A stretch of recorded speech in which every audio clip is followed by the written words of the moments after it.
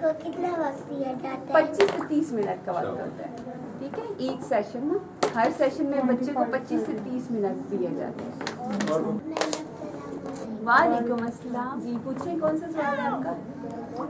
Ma'am, यहाँ से बच्चे यहाँ हर रोज आते हैं? जी जी, ये इसी तरह से है जैसे स्कूल में बच्चे डेली बेसिस पे जाते हो ना आप लोग, इसी तरह से बच्चे यहाँ पे भी आते हैं। तो समय के यहाँ पे जो मरीज आते हैं उन सब का इलाज एक जैसा होता है? नहीं, हर जो मरीज है उस अकॉर्डिंग हम ना उसके टारगेट। वालेकुम अस्सलाम। क्या है?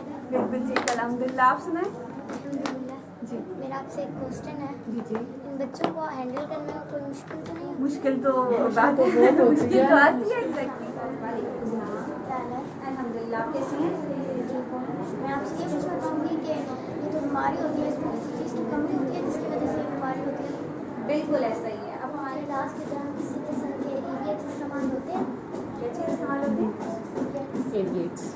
जी बिल्कुल, यहाँ पे हमारे पास डिवाइसेस यूज़ होते हैं, ठीक है। हमारे पास जैसे आती है, देखें एक छोटी सी मशीन है जो अगर अंकल को भी लगी हुई थी, इससे हल्की हल्की थरथराहट करंट वाली सेंसेशन आती है। यहाँ पे एज स्पीच लैंग्वेज पैथोलॉजिस्ट काम कर रही हूँ।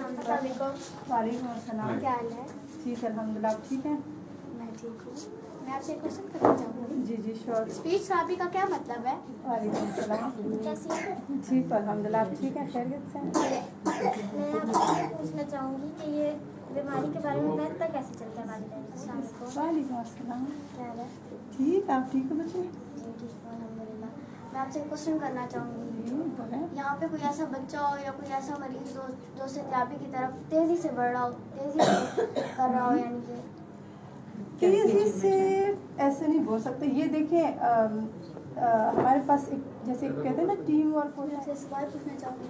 जी पूछें। और क्या वालिदैन आपके साथ कोऑपरेटिव हैं? मैं हमेशा यहाँ पे सबको कहती हूँ कि यहाँ के पेरेंट्स बहुत पंचुअल है, माशाल्लाह बहुत पंचुअल है। बच्चों को स्पीच कराने का तरीका एक जैसा है? नहीं नहीं, देखें जैसे हमारे पास डिफरेंट डिसऑर्डर्स होते हैं ना, जैसे हेयरिंग का बच्चा